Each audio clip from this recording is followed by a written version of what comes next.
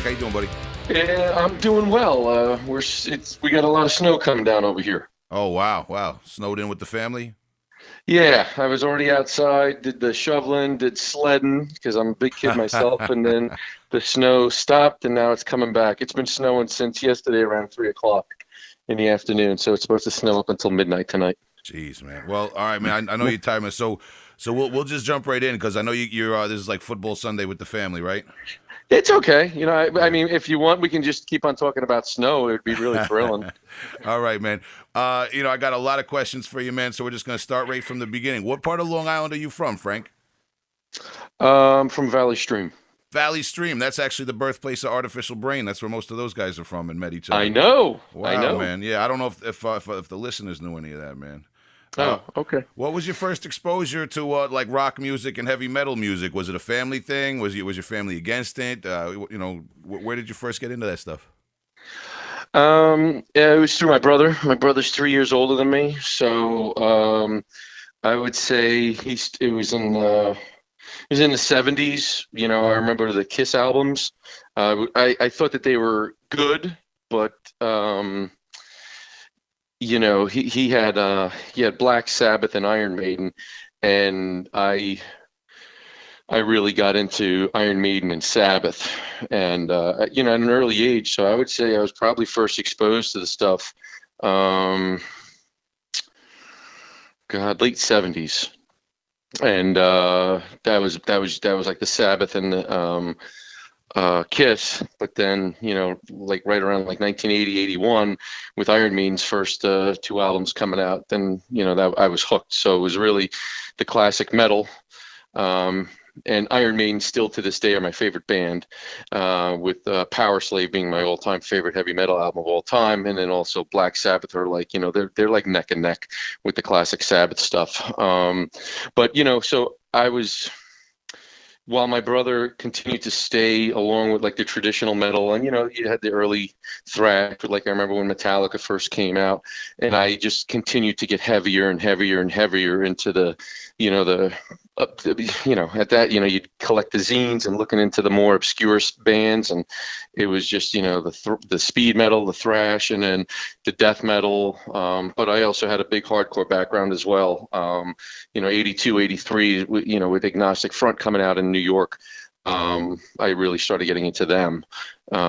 So again, I just got heavier into like the death metal scene as the music, as all the bands just started coming out, and going to shows, being exposed to more of it.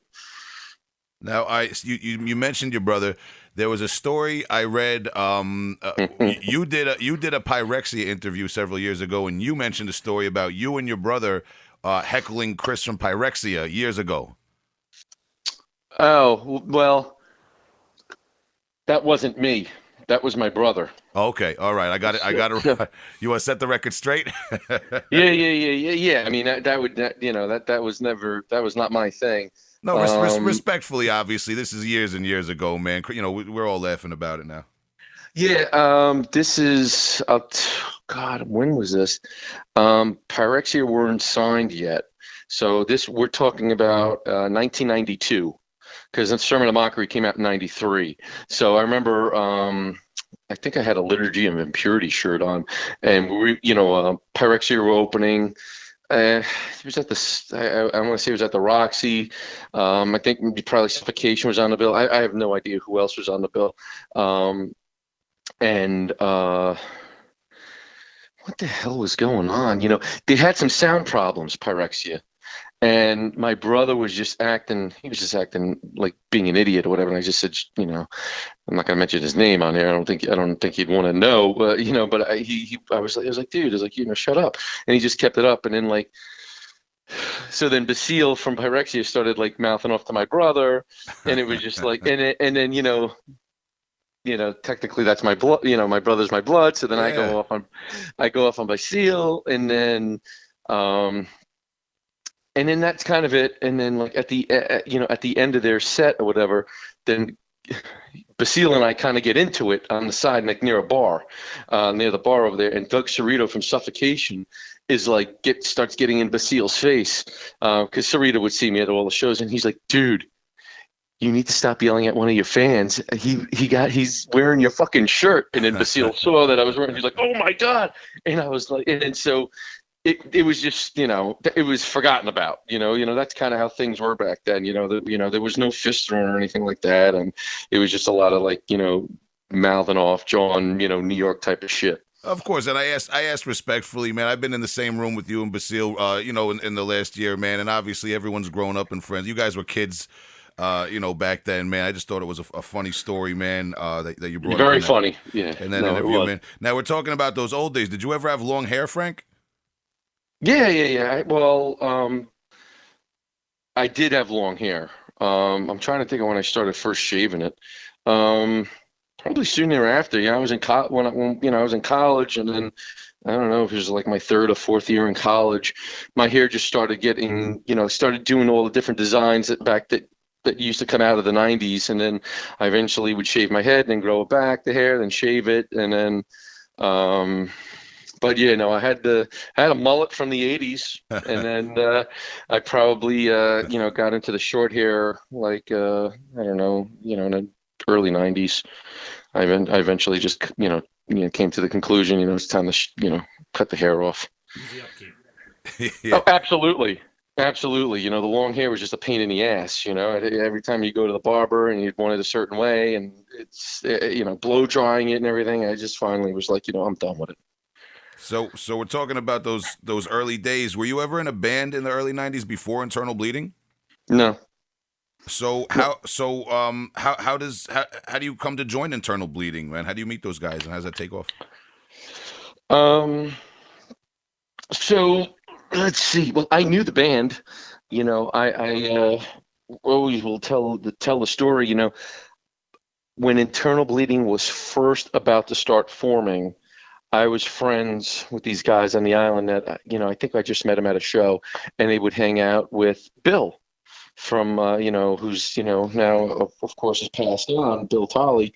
And so I would meet them at shows all the time. And one of our stomping grounds was Sparks on Long Island, and I'd hang out, and we just got along, and just in between like the band sets, I would be letting out growls and shit, and Bill would say, "Dude, you got a sicko voice." He was like, "You should be in a death metal band." And I said, I'm in college. I was like, you just never think about that. That's kind of wasn't on my horizon. And he was like, I'm going to be, I'm forming a band right now. We're calling it Internal Bleeding. He's like, I don't know if you want to like kind of try out. And I said, no. I was like, dude, I'm in college. I'm going to finish, And he's like, no, I got it. And I'd always, we'd always go to shows together and hang out. And then I remember when, eventually when Invocation of Evil came out, I remember Provelis was peddling it, at the cassette at the shows. I bought the cassette from him. Because what did that came out in '93, I think, Invocation of Evil, and I wound up going. Then I eventually went away to school, and I remember I was took that demo, and I would play it inside and out, and I think on the day that came out, I think when he had the demos with him, he was Internal Bleeding opened up for Sinister. I think it was Sinister and Suffocation were on tour. It was like 92, 93, and I remember Internal Bleeding being on the bill. And great lineup. Exactly, it was really good. And it was, I think IB were like the first band on, and a bunch of other, bands, and then it was Sinister, and then it was Suffocation. And then, obviously, I knew the band. I'd see them at the shows.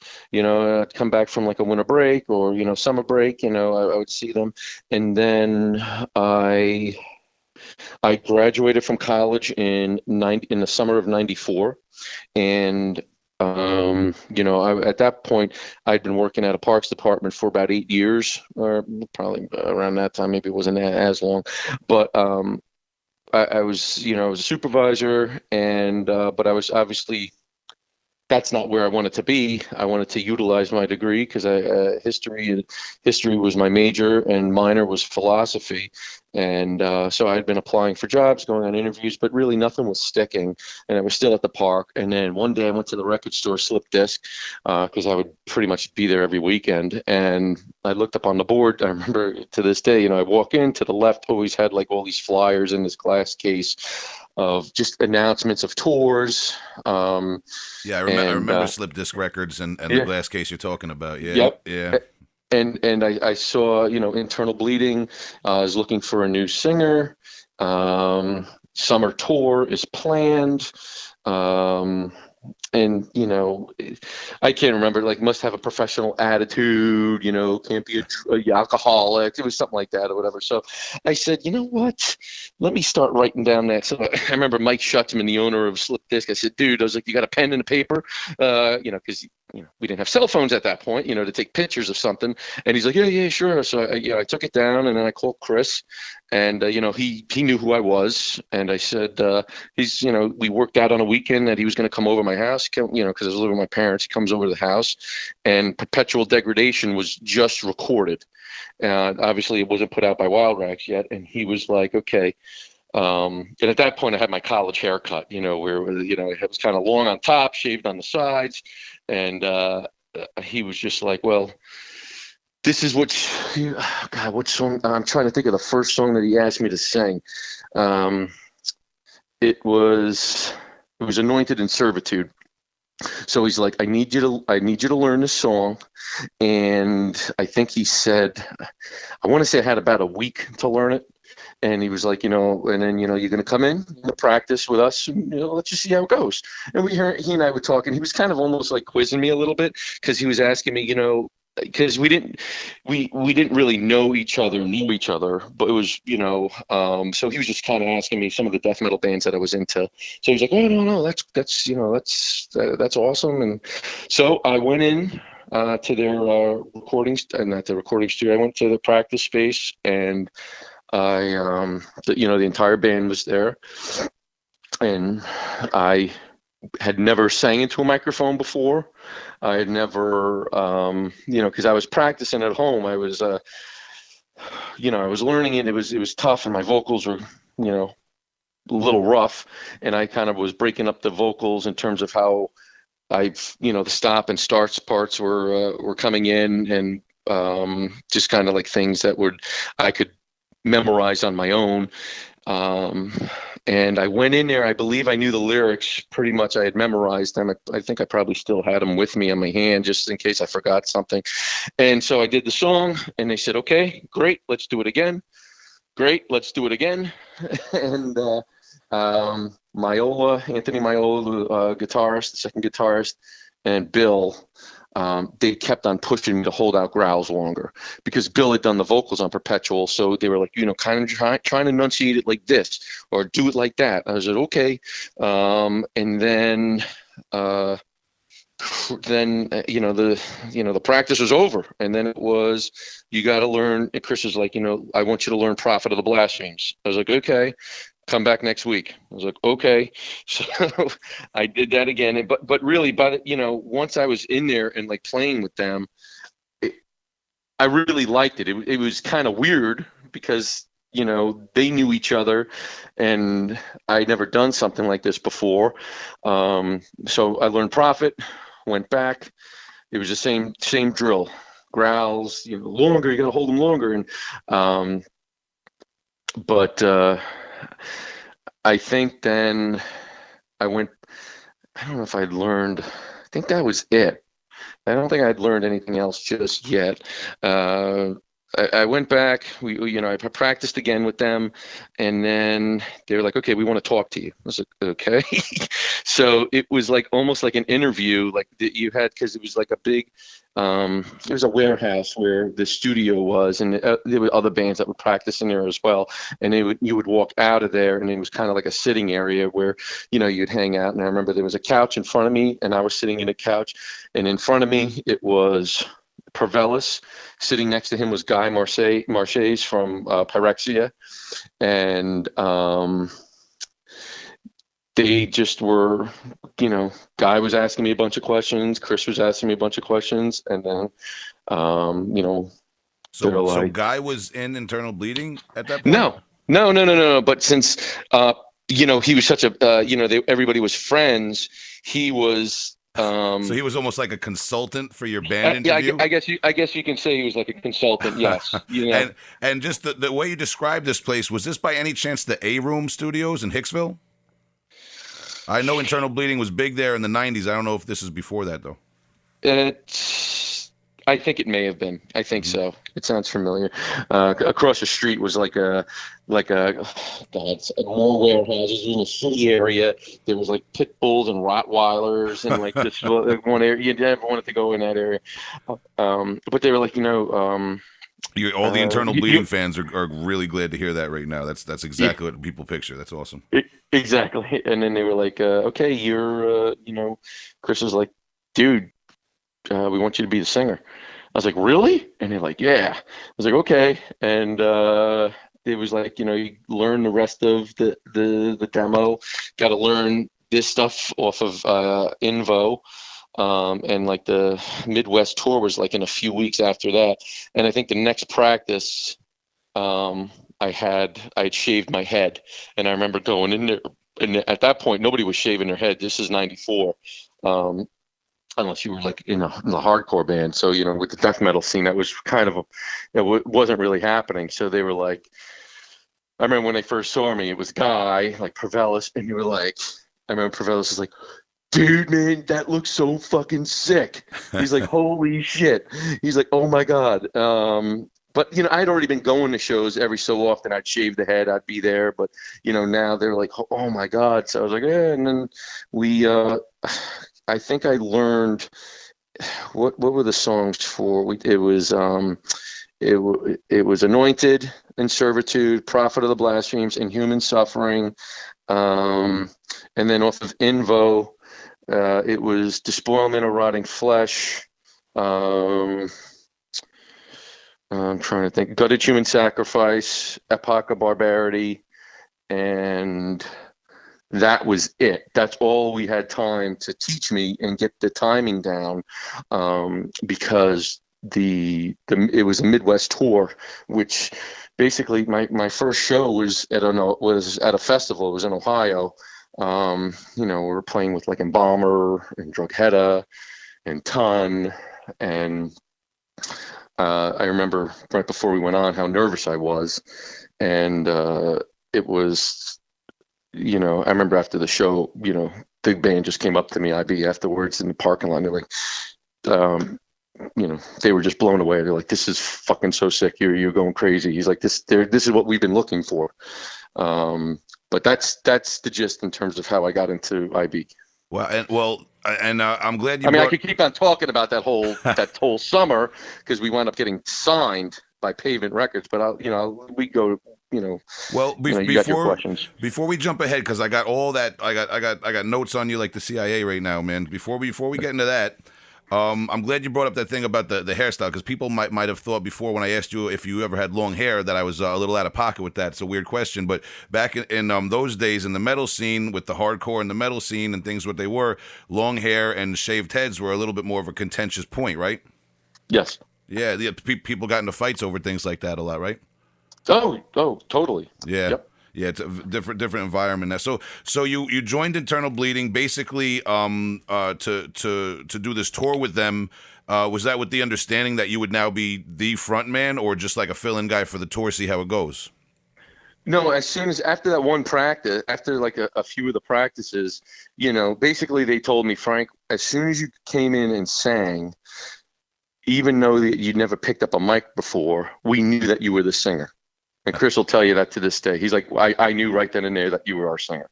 He was like, but we had to keep on pushing you and see if you were going to keep on coming back. And he's like, what happened was you kept on getting better and better, and we saw the dedication in there. So when they sat down with me and said, we want you to be our singer, it was with the understanding I'm the new Internal Bleeding singer. So it wasn't like, this is kind of like, you're just a fill-in for the summer. Internal Bleeding didn't have a singer. I was trying out, I guess, at the time with a bunch of other people. I don't know who they were. But it was, once they offered it to me, it was you're our singer. Now, when you joined for that tour, I'm bringing up something now from a very old interview from an old zine, Mortal Coil zine, the black and white photocopied zine from the '90s. Actually, man, I read an old interview with you, Frank, and it said something about you bringing a cooler on tour in the old days, and it was too big Yeah. for the van or something. Man, the other guys didn't like that, right? Well, yeah. I mean, I got to eat. You know? Now, So yeah, I had a cooler of food and stuff. so you now on this, I was fortunate enough. I was filling in for Pyrexia, and I spent a few weeks on the road with you on this last Bloodletting North America tour, Right. and you made a point of telling me to eat bananas. Right. I know you were drinking a lot of milk. You had a routine. So it's interesting to know that even back in the day, you had the cooler and you were about your business, man. You weren't messing with all those road hot dogs and whatever else, right? Fred Flintstone, exactly. Always, bagging your brown, brown bagging it. I mean, on the road, it's easy to eat bad food, and I do. I mean, it happens. But, um, I had a certain regiment back then that worked for me. Honey, chocolate milk, that type of stuff. But as I've gotten older, especially once I started getting back into shape for the whole tour and everything, one of the things I started reading about is, like, people who do marathons, one of the things that they're giving, several times in between the stops are bananas, because while you're working out, in terms of bananas, how it helps with your potassium and magnesium levels, because those are some of the things that, you wind up rapidly losing while you're doing a lot of exercise. So since I was doing a lot of exercise myself with tons of cardio and lifting to get back into, tour shape, as I've gotten older, I was getting these leg cramps in my calves in the middle of the night while I was sleeping because I wasn't eating enough potassium. And I wound up starting doing some internet searches and found out that, men, as they get older, you can get, these muscle cramps if you're lacking in, these vitamins and minerals. And with me doing all the working out and everything, I was like, I need to make sure that my body is replenished. So, that was one of the things that I was incorporating back, at home, but then also on the tour as well with, eating, I'd eat probably about 2 to 3 bananas a day, because, with, between, doing all like the exercise, doing all the moving around on stage and in the pit that I was doing and using up all that energy, it really helped me out. Yeah, It really helped me out. And plus, it's not, when you think about it, I mean, and, you shouldn't be eating 3 bananas a day, but, in terms of what we were doing, it really worked out. And it's obviously in the long run, it's healthier than, eating like, a bunch of meatball sandwiches, 3 times a day. yeah, and we're gonna get into all the preparation you did for this latest tour, but initially speak with the reputation that you kind of had to get back in shape to live up to was back in the day you were known for, as you said, holding out these very long growls, longer than a lot of other people were doing at that point, and also for your moves on stage, man. You were dancing and kind of doing maybe what people associated more with like hardcore singers or something, man, than death metal back in the day, man. And you were Yep. you were kind of notorious for that. Is that something you did consciously? It just kind of came up, or how did you get known for that? It was more stuff, when I was younger. I guess I would, you know, younger meaning, I don't know, maybe 12 or 13. I took up guitar, and I was playing guitar for a short period of time, and I was more. I could hear the music and then play it. So I can remember a few songs that I could play a little bit, like, Celtic Frost are like one of my favorite bands. So I could play Morbid Tales on the guitar. I could, Slaughter, from Canada, the Strapido albums, that's my favorite death thrash metal album still to this day. And it came out in '85. And I could play a little bit of, the song Fuck of Death, and some of the slower stuff. And then I would kind of play a little bit of hardcore, and I would move around with the guitar. And it just kind of came to me to do kind of like moshing, I guess you can say. That's what, and that's, I don't know. It just kind of came to me. It wasn't like more of like a, because I'm feeling the music. So in terms of like with internal bleeding, in terms of like just when I was practicing with them, and then when I would get on stage, that's I guess like that's what was in my toolbox in terms of like doing a little bit of the headbanging, but also doing a bunch of slam dancing and some hardcore moves because like I said, while I did grow up with like the metal scene and the death metal and all that other stuff, I still grew up in New York where I was a huge hardcore fan. So I'd go to the Biohazard shows as well and just totally get into it. So with Internal Bleeding's music, there's a lot of groove to it, and there's a New York attitude to it. And while the band is not a hardcore band, there are definitely some hardcore influences in terms of the way the groove is. So that's kind of how I felt the music. That's how as anybody will get into the music in their own way. That's just kind of what I felt kind of fit with their sound. And that was a very and that sound combined with your stage presence and the total package, you guys did end up signing with Pavement Music shortly after you joined the band. Yeah, that's correct. That summer tour in '94, we played. We played in Ohio, we played in Illinois. Actually, we were on the little tour that we were on. We were with a band called Symphony of Grief, which were also a Wild Rags band, and they were managed at the time by Chris Forbes, who was running Metalcore Zine, and he came up in another interview, Chris Forbes. Yeah. And Symphony of Grief, like I guess kind of a like disembowelment from Australia, that type, like a doom death, and then all of a sudden it would like go into like a crazy blast. And those guys were rips. They we had a lot of good times with them. Excuse me. And then the third show was the Milwaukee Metal Fest, and that was crazy. I was like, God, we played a 4-song set, and it was in front of about like 2,500 people. And that's in Pavement were there. The owner, Mark Nawara, was there, and after that show, I mean, that was a crazy show, and we sold a ton of merch, and it was just insane. Right after that show, I guess in the fall of '94, we wound up getting a contract from Pavement because we had been shopping a bunch of stuff around, and Pavement were one of the record labels that came through, and that's who we decided to sign with. And then about a year later, October 10th, 1995, you guys released Voracious Contempt. Right, which was kind of a cool tie-in for me doing the Bloodletting tour, because the Bloodletting tour came in at around the same time, 2018, like October 10th. So it was like the 23rd year anniversary of when Voracious Contempt came out, and that's when I'm doing the tour with Internal Bleeding. Yeah. So I mean, now in hindsight, obviously that's a very iconic, monumental album, and we could talk for hours about the impact that Internal Bleeding and the New York death metal sound has had on the scene in years since. But tell us about what went into the recording process. What do you is there anything you remember about the studio? It says, I think it was Cove City Sound in Glen Cove it was recorded at? Correct. Yeah, so like just the writing process and the recording process, anything that stands out to you that people might not realize? Well, back then, a lot of the times, bands would, the songs that were on their demos, they would re-record for the album. So that's what we did. Plus you're on crunch time in terms of when you have to deliver an album. And I believe that the record deal was for 3 albums with them. So it was analog.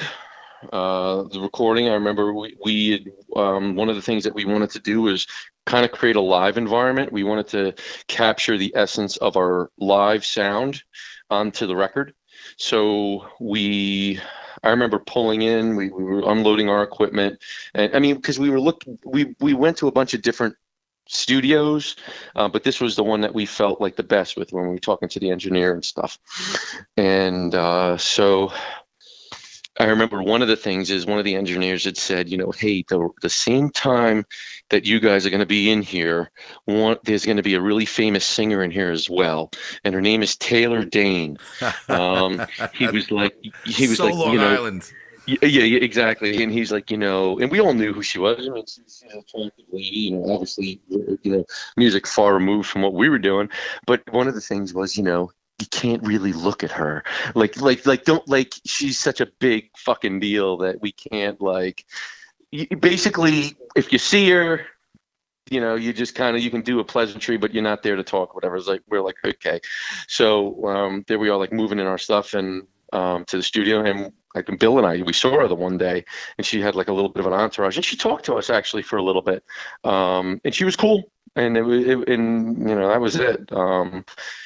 That's probably the only time that we ever saw her. So, and again, this was the first time that I'd ever been in this. You know what? No, I practiced with them before with internal bleeding. Like, we were, to give me like an idea of what it was going to be in a studio, and I think we recorded.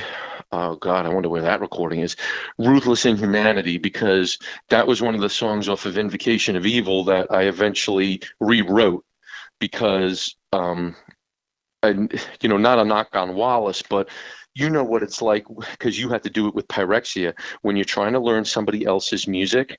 And I couldn't, Wallace was really like, he did a lot of the mic cupping, and I was having some difficulty understanding what the lyrics were saying and what he was saying with the phrasing to the rhythmic parts of the song, and it wasn't adding up. For some reason, it wasn't connecting to me. So I told Chris, I was like, dude, I'm gonna rewrite some of these lyrics. So he's like, whatever, Frank, but whatever you want to do, I don't care. So I was like, okay. So I rewrote, and then we went into the studio, and that gave me an idea of what it's like to kind of simulate a studio experience. So, at Cove City, I can remember, for that album, I was listening to a lot of the Second Clutch album. Me and Bill were, because we were kind of like on point with a lot of the same similar types of music, like Biohazard and Clutch were really getting big around that time. That Second Clutch album, for some reason, was really hitting me at the right time during that recording. But it was, it was not without its stress, because I can remember, Pavement, not, because, with the analog, it's reels, and we needed like an extra reel for the recording, and Pavement weren't going to pay for it. So we had to come up with, I don't even remember, I think we all had to kick in like a few extra $100 a piece to get this extra, to get the extra like reel. And, hey, you got enough stress going on when you're trying to do a recording. The last thing that you need is something like that. So that kind of cramped our style for a little bit in terms of getting us down and, getting us angry, I guess you can say. Wow. That's something that you do not deal with nowadays, having to kick in for an extra reel. The kids nowadays do not know about that. Yeah. So, yeah. And that really sucked, but we did it. And the recording, I want to say, the majority of the stuff I did on Voracious, the majority of the stuff is in one take. So we had the 6 songs that were from the demo, from both of the demos, 3 from each one. So, you had Anointed in Servitude, you had Epoch of Barbarity, you had Gutted Human Sacrifice, you had Prophet of the Blasphemes, Inhuman Suffering, and Despoilment of Rotting Flesh. But as soon as I had joined the band had already started writing new music. So I wound up, I guess you can say the first song that I started writing lyrics for was Languish and Despair. So I was like, so I'm really not using my college degree now, so let me use it for writing lyrics and things that I had learned. But so Languish and Despair is about, my grandfather, who was living with us, had passed away while I was in college. So, and I was really close with him. So it was, and he passed away very quickly from cancer, which I'm happy that he did, rather than having more of a prolonged illness. But still, so I kind of tied in the lyrics with his suffering and him passing, along with the documentary I was watching at the time of like burn victims and how they're treated. So that I kind of like interwove those two stories, and that became Languish and Despair. Humanicide was Chris and I, we went to go see the movie. I think it was with Dustin Hoffman was one of the actors. Outbreak, about like the Ebola virus and shit like that. Yeah, I remember that movie. So, Yeah. yep. So that's what Humanicide is about. Goddess Subservience, I wrote. That was more. It was kind of more like a mobster type of movie, influenced by like Goodfellas, um, The Untouchables, that type of stuff, and just basically about not being kept down. But if your whole family was wiped out, being able to rise above, but then going out and seeking vengeance on the individuals that tried to destroy you. And then I'm trying to think of the other. Oh, Reflection of Ignorance. I kind of had this idea that I talked with Chris over. I was like, I want to do, because there's always racism and things like that, and I'm, very against that. But I came up with the song "Reflection of Ignorance," which is about, it's an anti-racist song. And then, once we had all the songs in the can, then it was, time to record. We recorded the album. At that time, we were simultaneously seeking out artists to come up with something that was going to capture what we felt the songs and the title of the album came up with. Because the Voracious Contempt title came up with, we were driving back from a gig, and we were, we got to come up with an album name that is going to just like, invoke the most hatred, just like killing and destroying, And I said, I think it was me and Myola came up with it. I said, "Oh man, voracious," and like really, without even missing a blink, he's like, "Contempt." And then we were like, voracious contempt. We're like, oh man, that sounds really cool.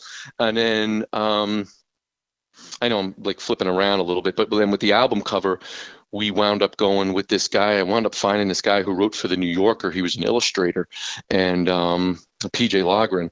And he and I struck up a conversation on the phone a few times. He showed me his artwork. I was like, man, this is really not death metal-y. I was like, but I really like your style. So, excuse me. He came up with the album cover, and it was beautiful. He came over to my house. It was all on a canvas and everything, and we submitted it to Pavement, and it was rejected. We liked it. The original album cover is, excuse me, it had a little bit of a Butchered at Birth from Cannibal Corpse influence to it, and he'd never even heard Cannibal Corpse, but it was like peculiar. It was like these two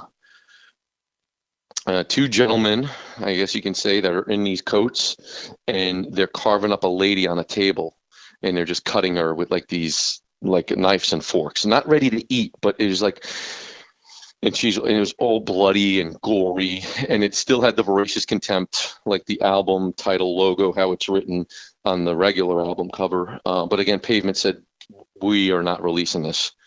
This is way too graphic.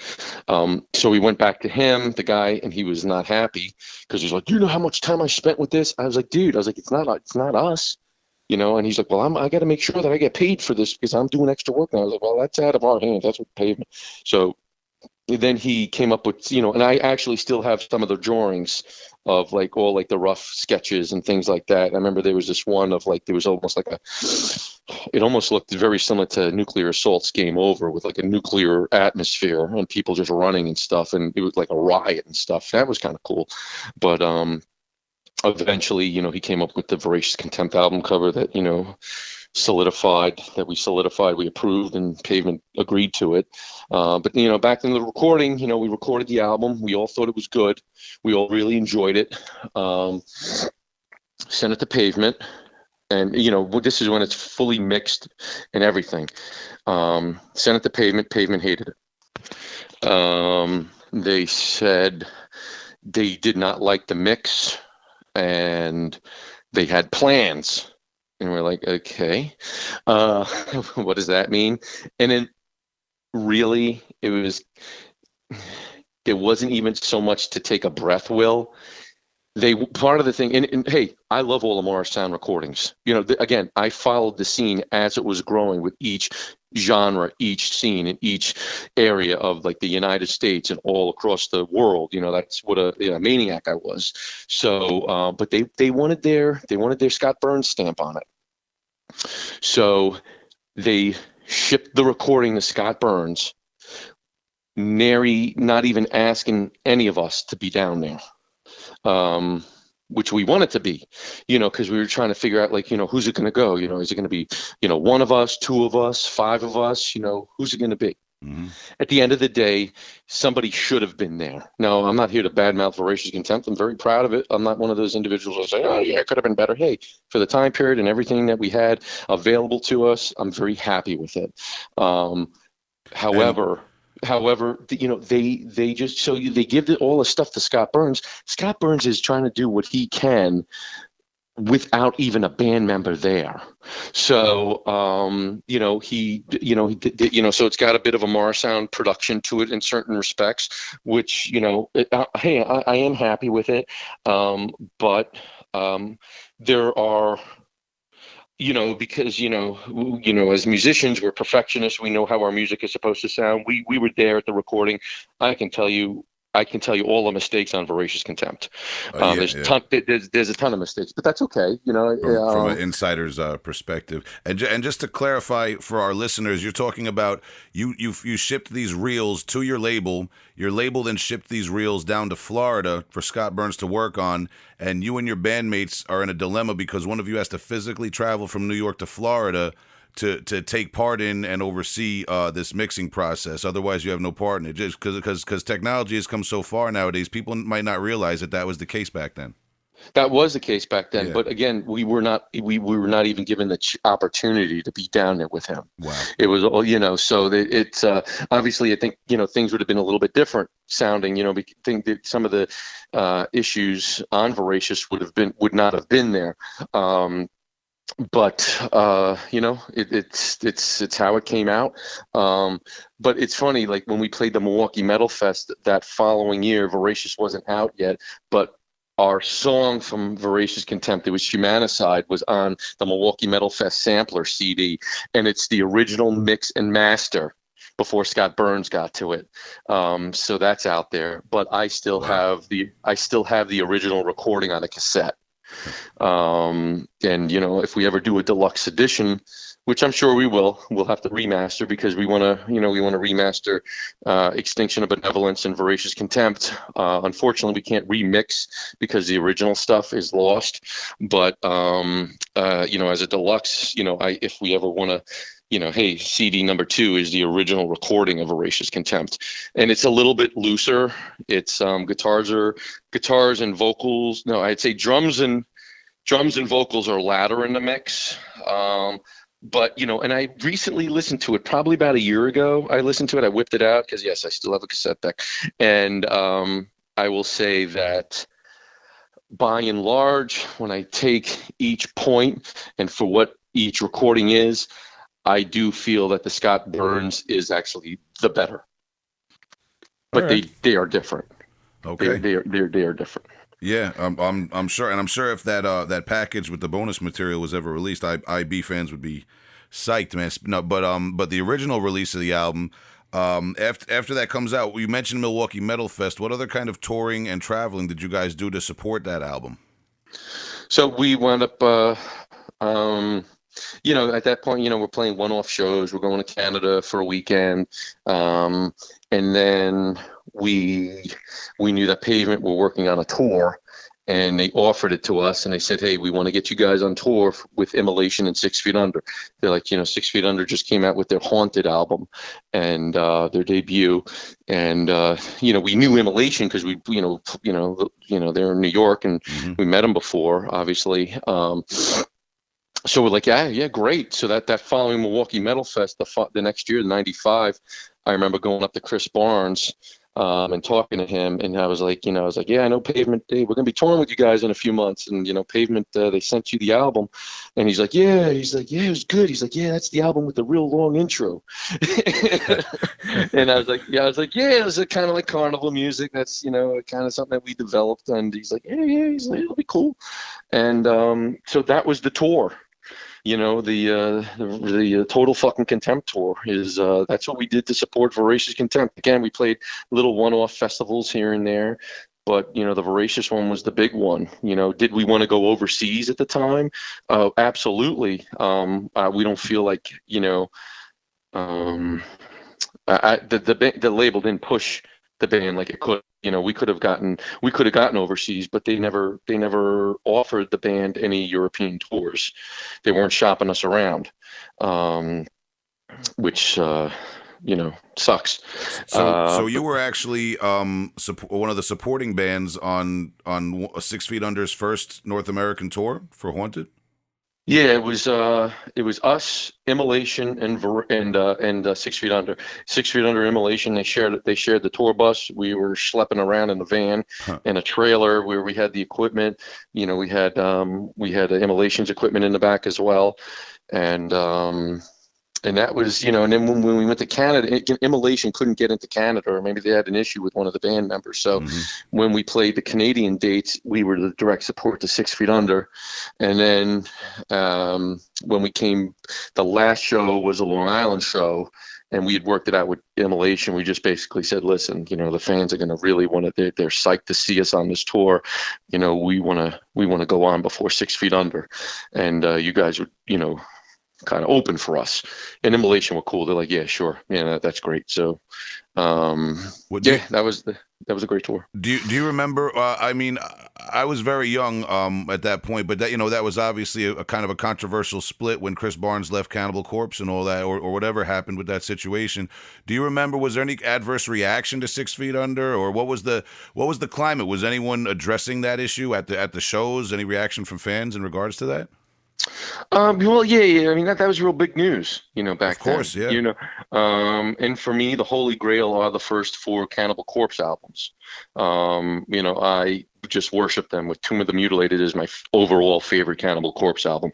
And was I against, another singer for Cannibal Corpse? Absolutely. But when I found out that it was Corpse Grinder, I was like, and again, I was like, hold on, my memory serves me correct. I was like, that's the motherfucker who sang on the Monstrosity Imperial Doom album. Mhm. I was like, that's like one of my favorite death metal albums. So I was like, man, that's pretty cool. So yeah, there was a lot. You'd be on the tour and people would say certain things or whatever. But 6 Feet Under, they had a good crowd. The shows were packed. We brought the house down. It was wonderful. Hey, it's kind of interesting that you bring that up, because there's different types of bands at different time periods that kind of influence then a new genre. Really, at that point, other than like Obituary, I guess you can call it like a workman's type death metal. I mean, you had Jungle Rot still, who were still developing. 6 Feet Under they kind of developed a bit of a sound, that a sound and style that, he's had a successful career, Chris Barnes. I mean, if you think about it, that album also came out at the same time as Voracious, I mean, 1995. And for me, that's actually my favorite 6 Feet Under album, is their first album. Mhm. But so it was, it did kind of influence a type of genre, I guess. And, the band is still around. Yeah. So, and Cannibal Corpse, I didn't know, and nobody knew what it was going to be like with George in the band. And then we played with them on the Vile tour. And it was like 96, 97, something like that. And I had a chance to, speak to George. And, cause I'd always heard stuff about him. And one of the things that you always heard is that, this guy's like in this well-known death metal band, but he's like really supportive of all these other bands, and he wears all these other bands' shirts, and he's just really down to earth. I was like, let me see if this shit is real. And I pulled him aside. We hadn't even gone on yet, and he and I we chatted for, I don't know, maybe about 10 minutes or whatever. One of the coolest motherfuckers I've ever met. Huh. So down to earth, so approachable, and so supportive and enthusiastic about the scene and just being there. And I was just like, you know what, all the rumors are true. I was like, that guy's really cool. And that was a great show for us. And, I followed Cannibal Corpse since then, and Vile is a great album. I still love them, and I think that they're still a great, but during that time period, back then, there was a lot of people that were, talking, and I think there was a lot of people that were still hoping that there was going to be some sort of reunion. Yeah. That this was only going to be like maybe a temporary thing. They're still holding their breath. Yeah, I guess things really gelled for them, and And I guess, kind of like the whole Max Cavalera Sepultura Soulfly type of debacle. I'm still Or, waiting for the Cavalieri brothers to get back with Andreas Kisser and Paulo Jr. and just do it, man. Do it big one time. But enough about other bands. Getting back to your tenure in Internal Bleeding, man. So you guys did that tour with 6 Feet Under. You did some regional shows, Milwaukee Metal Fest, and then at some point you started recording your Extinction of Benevolence album at Gateway Sound in West Babylon, New York. mm-hmm. And anything in particular stand out about that recording process? Oh Boy. yeah. Yeah, this is an old boy. At this time, I had relocated down from New York to Maryland. I was still in the band, so when there were shows, I'd go to the shows, and then I was practicing, at home as well with the Extinction stuff, and I was experimenting a lot with my voice at that time to do growls longer. Then I started doing even more types of gutturals and different types of sounds, experimenting, started implementing more like a hardcore shouting tough guy type of death metal vocal tone on certain parts, as well as keeping my signature tones as well. And but it was a little rough for me, I'd go up to New York, practice, I'd be staying with my folks and stuff like that. And, hey, at that point, we weren't practicing as much. So the timing wasn't always there, it wasn't perfect. It wasn't spot on. Mm-hmm. Because at that point, I was kind of, had a lot of other things, I was on a career path at that point, trajectory. But then when it was time to record, the band had recorded the music, and then I came in to record the vocals, we did those in 2 days. We decided to do digital at that point. So we were recording, and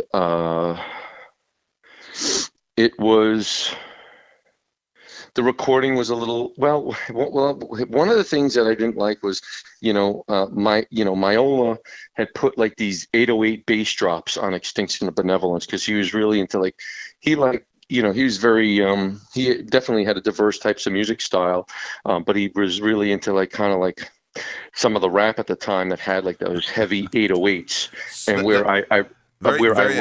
I'm sorry. I just had to admit, very ahead of his time, because that's a big slam thing nowadays. But go ahead. So not to interrupt. Totally, absolutely, exactly. And working in parts of the album, it definitely hits big, but it was all over the album. And at that point, the stuff was recorded, and they couldn't even take the stuff out, because I offered my 2 cents. I said, "There's too much of these fucking bass drops." I'm not, me, and I'm not one to hold back. I was like, why is it on every single fucking drop to a slam? It's boom, boom, and it's boom. I was like, but that's what it was. So then doing my vocal, I was like, okay, whatever. This is what it is. I gotta go record my vocals now. So I'm recording the vocals, and one of the, we try, what it's like, being a musician. You're trying to be a perfectionist. You don't like something, you want to re-record it or whatever. Yeah.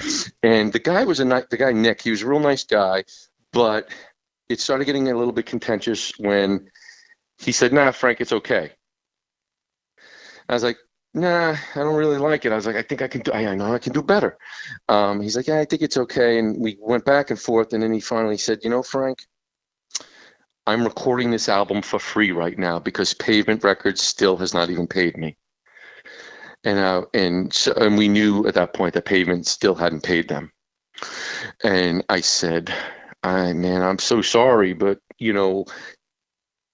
I can't do anything about that. That's a contract between you and them." And he was just like, "Well, Frank, technically I don't even have to record your vocals now." Wow.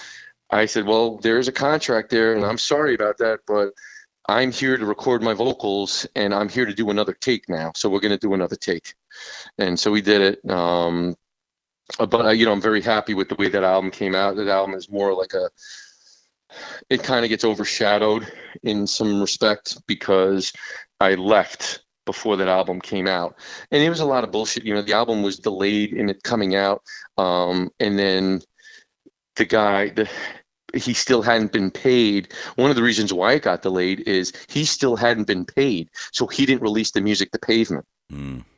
So then eventually he got paid. And then it came out. I believe it came out the fall of '97. And I'm very, very proud of that album. Extremely proud of it. But I left Internal Bleeding before the album came out. Because of, again, at that point in my life, in terms of the type of work that I was doing and going up to New York a lot, and the type of shift that I was on, it was wreaking havoc on me, because I was working midnights at that point, and it just was not working out. So I just sat down with the band. I sat down with Chris, and I left. And what was your did you keep a connection to the death metal scene throughout those years? I imagine it must have been hard for you to leave. Very hard. But I had other goals in mind at the time that were not music related. It was more about professional growth and development, as in terms of what I was doing for a living, and then eventually getting married. But I know I still went to the shows. I still kept in touch with people, but I wound up, IB were a little bitter at the time. And there was a period of time, we didn't talk for a while, years, and then we did.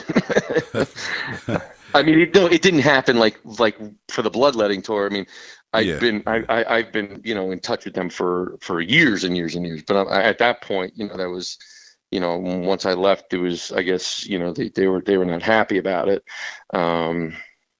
But to this day, Chris will say, he respects me for what I was doing at the time and leaving, in terms of knowing when it was time to go and things that I had to do. But at that time, when you're in the emotional moment, of course, it's different. Which I see that point of view as well. And you mentioned a lot about personal growth and your family and your wife.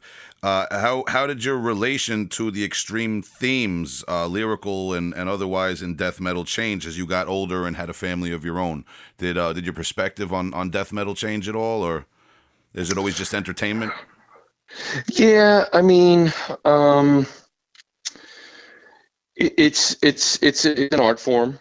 Music is an art. So, but I don't wear women violence shirts. I mean, you got a lot of like the porn grind, or some of the slam bands that have a lot of like violence against women on their album covers and the album inserts. And there's a lot of Midwest U.S. bands that are, that have that type of imagery as well. Waco Jesus. Yeah, I mean, I'm not going to mention any bands, but you know what?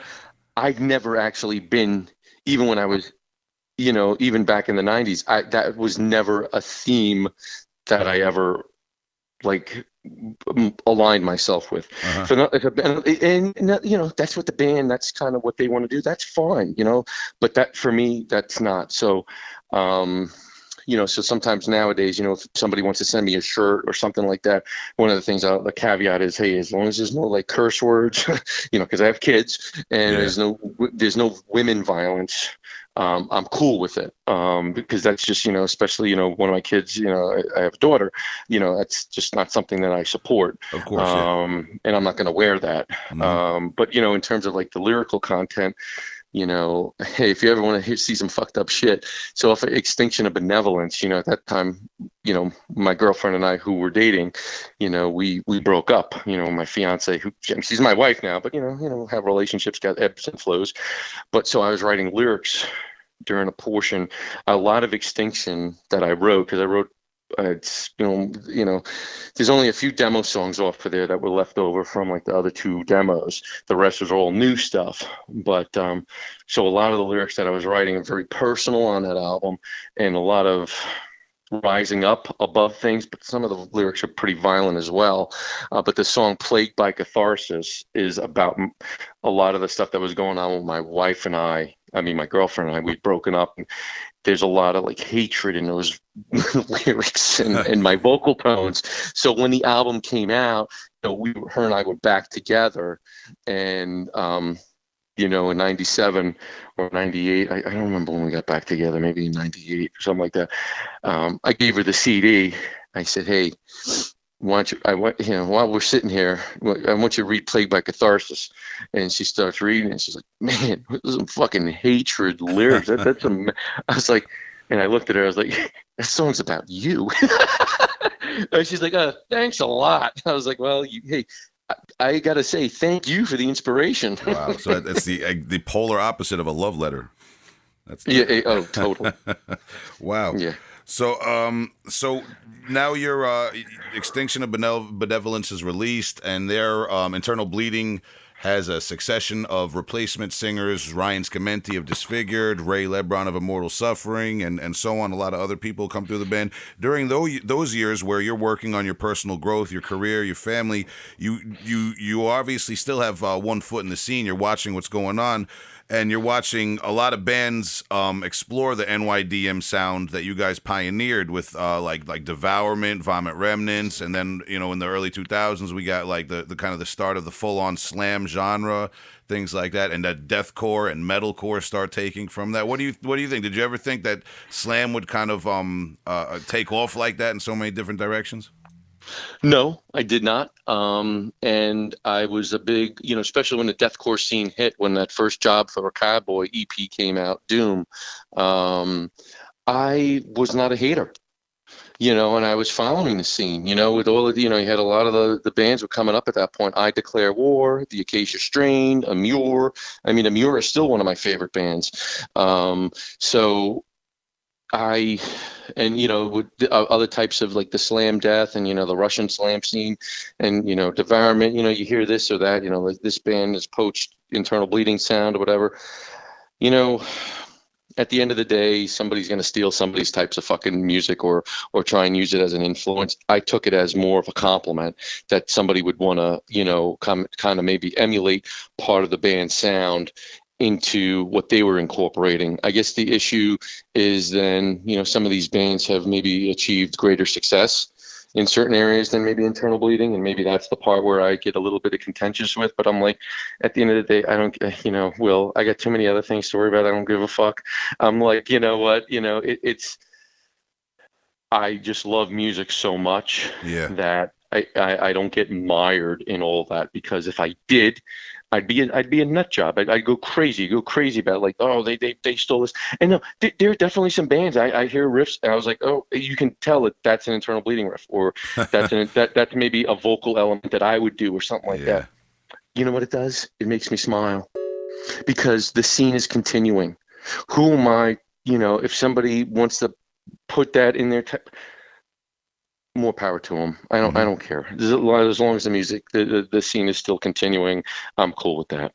Well, I think that's a healthy attitude, and it sounds like you're very grounded with what you said about your family and your career and all that. And just death metal is a passion and a form of entertainment and a kind of a community for us, So we can't always let our can't get caught up in ego. But on that note, in those years, after 1997, were you ever recognized at a show or somewhere in public as the ex-singer of Eternal Bleeding by a fan? Yeah. It would happen. You're Frank. I was like, yeah. Can I have an autograph? I was like, yeah, sure. And it happens periodically. It's funny. Especially with this tour, everybody who wanted to take pictures and do autographs and stuff like that. It was very heartwarming too. Yeah, and so speaking of this tour, I just wanted to cover some history first before we got into that. But 2018. You do the guest spot on Corrupting Influence, right? Right. And you were talking in advance, several months in advance. I know now, and it was kind of like top secret that you were going to come back and do the tour, and you were just working out the terms and everything, right? And you were in heavy preparation for the tour. All those things, correct? Yes. So do you want to talk a little bit about that? I know you had like an intensive workout regimen and lyric memorizing regimen that you told me about that was like Herculean to me. Yeah, so it was April of 2018. I get a call from Chris. He texted me. He's like, hey, can we talk? I was like, yeah, sure. So he calls me up, and it starts going, the usual pleasantries because we're usually in touch a lot. And Chris has used me a lot over the years for some advice about internal bleeding and certain directions and certain, some business decisions, I guess you can say. Yeah. So he's always trusted me. So I kind of knew where this conversation was kind of headed. And just kind of by some of the things he was putting out there. And one of the things was like, you always said that if you ever could tour again, it would be maybe 2 weeks at most. And there's this opportunity, and he started telling me about the bloodletting tour, and he said, whatever you want to do the first 2 weeks or the second 2 weeks of the tour, you let me know, because Joe can only do half of the tour. So he's like, this would be awesome. He's like, Frank, people go ballistic if you can come back out there. He's like, but I know that you got to probably, sort some things out with your wife and your job and all this other stuff. And I said, well, I was like, because he knows that in terms of being still with the scene and stuff, with doing some of the writing that I do, but also doing guest spots on albums every year. I did share with him, like, one of my concerns is like, Chris, it's one thing that for me to, like, bump out a bunch of guest vocals for like a band, because it doesn't take me, it's only going to take me a few weeks to get my vocals back in shape. I was like, but to do a full tour, I was like, Chris, I've put on weight, I haven't been hitting the gym. Family life has taken over, and I don't know if my vocals are going to be able to come back to the point where I can do a tour. And he said, probably trying to pump me up, but he was like, Frank, 85% of Rini is better than what's out there now, the majority of what's out there now. So he was like, I was like, well, give me some time. I got off the phone. I knew I was going to say yes, but I just didn't know when. So I had Chris on edge for a little bit, because every few days she's like, Frank, did you make a decision? I was like, no. But the first person I actually told was my brother-in-law. And my brother-in-law, it was just like, well, you'd be stupid not to do it, so you better say yes. I was like, okay. And eventually I went to my wife on a Friday, and because I had worked out with Chris, I was like, I'm going to talk to you on that Saturday. And he's like, okay. He's like, finally, I'll get a decision. God damn it. And, I talked to my wife, and she was just like, our kids are older right now. She's like, Frank, honestly, you've been chomping at the bit to do this for years. Of course you should do it. She's like, I'm not sure exactly what the work is going to say, but, if you got to do it. And she's like, well, because she knows how persistent I can be with certain things. And she was like, well, if I would have said no, would you still have done this? And I said, well, I would have asked you again, but honestly, we're a team. So, we're at this whole family thing together, so I'm not going to go against you. But my wife is not the type of person that would have said no to begin with. But, so, he and I talked on that Saturday, it was like late morning, and he was like, holy shit, this is going to be fucking huge. He's like, and he was all excited. And then that's when we started talking about, it was like going to be the 23-year anniversary of Voracious coming out when the start of this tour begins. And then I told him, I was like, Chris, in terms of how my schedule looks and things, I'm going to do the first half of the tour, which was, it's California, the Texas area, Midwest, the West Coast, down south, and then my last show was going to be the New York show at the Kingsland in Brooklyn. And then some other things started taking place. Then, I went to my work, I talked to them, and I had to get like a special approval because it was going to be a little bit over 2 weeks, and then it got approved. And then my first practice up in New York, went back to New York. And at this point, it kind of fell in line with my working out because I just started working out as well. So I wanted to hit the cardio a lot. So I'm hitting the cardio, 4 to 8 miles a day, starting back with the lifting, starting up with pull-ups. I eventually got to do, I wound up dropping 40 pounds for this. Actually came out to a little bit, it actually came out to 43 pounds. And I got to the point where I was doing more pull-ups than I used to do in high school. I think before the tour, I think my final number was like 22. So to be able to do 22 unassisted pull-ups at the age of 46, I was really happy about that. Yeah. And then with the vocals, I I would take the lyrics with me to the gym, and I have the music, the certain songs that I was learning, because I knew it wasn't just going to be like Frank Rini type of stuff, which I was pushing for stuff of Extinction, and we were almost going to do Ocular. I wound up practicing way too many old songs because I didn't have a set list until not too long right before the fucking tour. But I had been practicing pretty much the entire Voracious Contempt album. Actually, I got that whole album down except for Epoch, because I know the band never even I know Chris never wants to even play Epoch of Barbarity ever again. So I learned all the other 9 songs, relearned them, to relearn all my vocal patterns and all the growls I used to do. I was telling you, you and I spoke, I kept on cursing the old Frank Rini from '95 because it's like, that motherfucker. I was like, man. So it actually made me happy, because I was like, wow, I was really doing some pretty cool stuff back then. And for me to try and relearn that type of stuff, I was like, it's actually quite difficult right now for me. And then the Extinction stuff, I learned a few of the songs, but it turns out they never got any of the Extinction stuff down, which Ocular was on the table, but it just didn't pan out. But then when I went up for the first practice, that's when I learned that Joe can't do the tour. So that kind of set a bit of a monkey wrench into the situation. And hey, I asked my work if I could do the whole tour, and they denied it. They weren't going to let me out for that whole amount of time, even though I had to leave. So I was able to finagle some extra time, and then by talking to Chris and the band, we kind of worked it out. Then I was able to do more, where after that, I was able to still do like New Hampshire, then all the Canadian dates, Detroit, and then the band was headlining a show off from the tour on Ohio. Ohio was going to be my last show.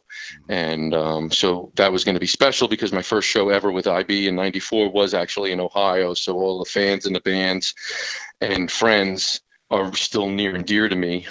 And so that was really, really special. But again, I was doing all these different crazy vocal exercises. I was doing hot box vocals, because again, while I practiced doing some vocals on stage, hey, I got up on stage during Worm Harvester with you guys, letting out a long growl with Artificial Brain. That was a blast. Yeah. But in order to get into full shape, I would like turn the heater on in my office. And again, this was getting into this. Well, this was like spring, summer. So you can imagine, it was pretty hot already, but I would put the heater on, close the door for a half hour. Then I'd go in there, do a whole set list and do all my moves.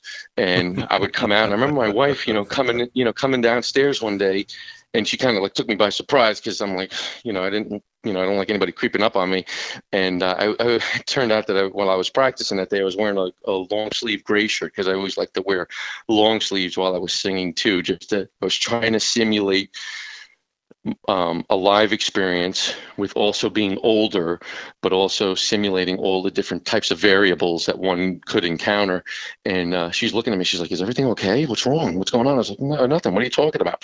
And I looked down at my gray shirt. My gray shirt, which was a light gray, was now a dark gray, like completely drenched. And I was like, "Oh, I've just been, doing my hot box singing, doing the vocals." I was like, "I'm done." She's like, "Well, let me guess." She's like, "You can go upstairs and take a shower, and then you go to bed." I was like, "I don't take a shower." I was like, I wipe myself down. I go to. She's like, "You've been going to bed after doing this stuff for how long?" She's like, "That's fucking gross." And 2020 hindsight, she's absolutely correct.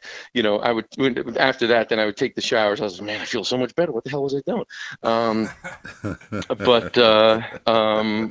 And so then,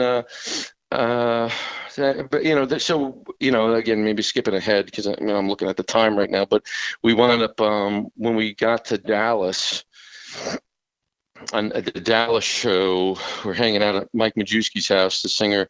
I mean, I know he's not in Kill Everything anymore, but he was, with Devourment for a period of time in Kill Everything, and he's remained a friend for all these years with me. We stayed at his place. We were able to, rest up, shower, eat, and he was very generous with his time. I got up from my nap and I'm about to hop in the shower, and Chris is on the phone, and he waves me over, and he's like, "Frank, the day after the Ohio show," and again, this was a few weeks away, because again, once I got my work to allow me to be off for a little bit longer, the time off was like, it was almost doing the whole tour where, Tyler from Torturous Inception was doing like the last 6 shows. He's like, he's like the show after the Ohio show. That's the big festival over in Chicago at Reggie's. He's like, that's the Ingested tour that's merging with the Bloodletting tour underneath ours. And promoter's on the phone right now, and he's like, what do I need to do to have Frank Rini front Internal Bleeding for this fucking festival? So that was really, my heart started going. I was like, man, it's really awesome, and I love Chicago as well. Yeah. And there's already a bunch of fans that kept on like, hitting me up on Facebook incessantly. Frank, the whole scene wants you to play Chicago. You got to play. And then all these people started posting on Facebook, during the tour, what do we have to have Frank Rini do this? We have to have Frank. And I was like, oh, this is really cool. So I was thinking about a lot of things. And at that point, my boss was, she was on a vacation, but she was, she was on a cruise. So she, there's no cell reception. So she was not able to answer any of my requests. I asked for one additional day off because my car was at Chris's in New York, and I would have to fly back from Chicago to New York, from New York, get my car and drive it back to Maryland. It was a lot of traveling to do, and I needed that Monday, I think it was the 3rd of November off, and I would come back on the next day, the 4th. But she wasn't getting in touch with me, and eventually I just told Chris, I was like, I'm going to fucking do it. Let me do it. And then she eventually got in touch with me like the following week and said, the best I can do is have you come in like 2 hours late that day on that Monday, but you got to be back on that Monday. So on the day before was quite a long day. The band dropped me off, at the airport early in the morning. I took the flight to New York, Ubered to Chris's house, got my car, drove it to Maryland, and was at work the next day. Wow. But I did it. But I was able to do that Chicago show, and it turned out that the promoter, who I'd already developed like a bit of a friendship with, and he was just so fantastic. He was like, Frank, this has been a bucket list for me, and he had put out like all his promotions on the internet. It was awesome. It turned out that the day of the festival was his birthday, so that did a little happy birthday thing for him on stage, and that was great. And they fed all the bands. The food was just fantastic, off the hook. We'll forget about it. You would have been like a goddamn dump truck eating all that food. It was delicious. I've been to Reggie's in Chicago a few times, man, and I always look forward to it. You're absolutely right. I get my dump truck on every time I go there, man. Wonderful place. Shout out to Reggie's out in Chicago, man. Yes. Yeah, man. Well, you talked a lot about these endearing stories, old friends and things like that. You also talked about how Mike Majewski was very generous with his time, and we thank you for being so generous with your time today. I just want to ask you quickly, just a couple of quick things before we wrap it up. I know you got things you got to do. You're a family man. We respect that. All these people from the 90s and from the original run that you met back up with and you saw, was there anyone from the 90s that's still here kicking around the scene that you didn't enjoy seeing, that you wish wasn't still here? You don't have to name names, but is anything like that? What do you mean, like that people were on the tour that I saw that I didn't want to see? I don't know, man. Just like somebody that you're like, man, this person is still kicking around trying to sell that crap, that demo from '98, or maybe there's like promoters are still pulling this shady tactic, or just something that reminded you like man, I'm glad I didn't have to deal with this after I quit the band. Like anything like that about the scene that bothers you that you didn't necessarily look forward to jumping back in with?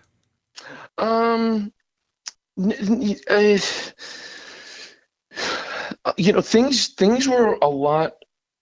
I didn't know what it was going to be like, and I will say, by and large, my experience, while it was more of a professional setting now. I mean, granted, I was older. Now I'm older than the sound people. I was older than some of the people at the clubs that were running the club, but who gives a fuck? The shows were on time. It was very professional. I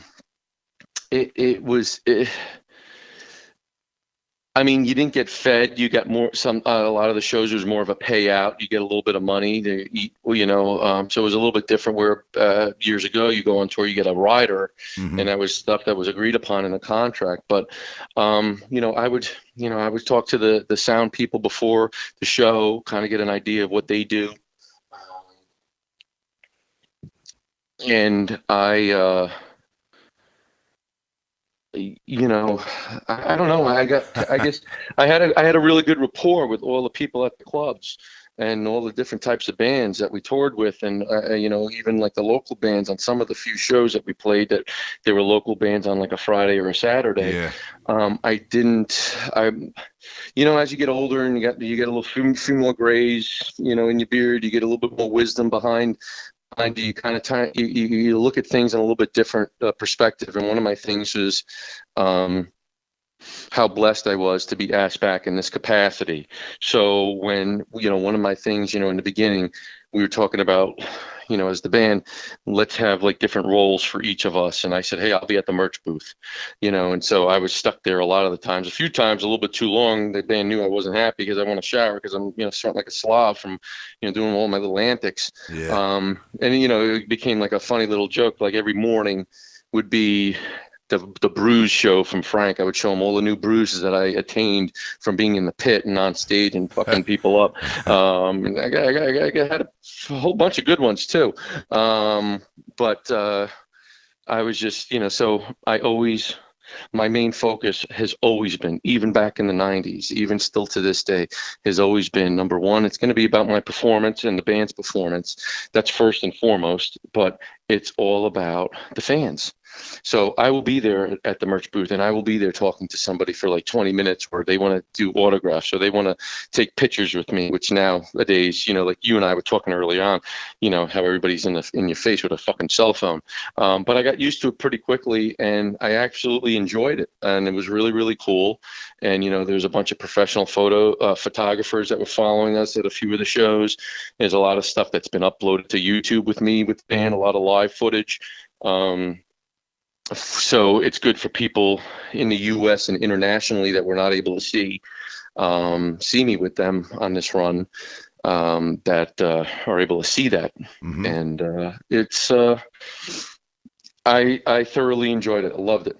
Loved it. I mean, it's a lot of work, but it's a very yeah. no, I was just gonna say it's a very inspirational story as you know, like a kind of a death metal scene lifer myself. You know, I just love the scene. I love the community, and your story about coming back and you know, getting healthier habits, getting in shape, and just, you know, using the band as a catalyst for all that, man. It's a really great story, and we take a lot of inspiration from it. And just to wrap up quickly, do you have any future plans in death metal? I mean, do you plan on rejoining IB in any time in the future in any capacity, or is that just kind of unwritten, or was that a one-shot deal, or, you know, what's the deal with that? Well, in terms of doing guest vocals, I've already done guest vocals before the tour for a band. That's going to be announced shortly. That's been locked up. I got a few bands that want to use me for this year for some guest spots on their records. I was asked by another band. I'm not going to name the band, but I was asked by a band to join them to do touring. And I eventually turned it down because it was, again, you know, to continuously go up and practice in New York, while, you know, I can't keep on doing that, but I'm only willing to do that for one band, and that band's Internal Bleeding. So, which my wife knows, you know, yeah. So she's supportive. But in terms of what's on the agenda with Frank Rini with Internal Bleeding, well, you know, Chris did an interview at the Colorado show. Again, I was already back home at that point. But, you know, the interviewer asked him, he's like, so what's the future with Frank and Internal Bleeding? And Chris said it in there. Well, you know, there's going to be some special shows and potentially some special tours that we want Frank on. Again, everything's up in the air. Yeah. You know, I'm not practicing my vocals now. There's absolutely no need to, because, you know, I'm back into the work and family life. I just started back with working out again, finally.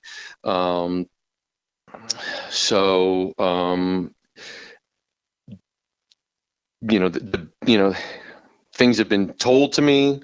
Things are, I don't want to get into all of it, but do I see it potentially happening? There's some talks about maybe, Europe. I don't know. We'll Hmm. have to see. I'd have to see if and when the time comes. I don't know if it will. I know what's been said to me. So I do foresee probably more Frank and internal bleeding stuff happening. As to the extent, I can't answer that. I don't know. Yeah, well, the future's unwritten, Frank. And as you said before, I like what you said before about how there may have been an offer on the table for a different band, but there's only one band you're going to really put in that dedication, that work for, and that's Internal Bleeding. And I think that speaks to the integrity that you've demonstrated with just how you've carried yourself with your family and your career and the decisions you've made, man. And we really appreciate you spending so much time with us this afternoon. We know you got a lot to deal with. It's snowing there in Baltimore, and you got your family and everything. So, just closing out, man. Thanks again so much for spending time on the Heavy Hole podcast.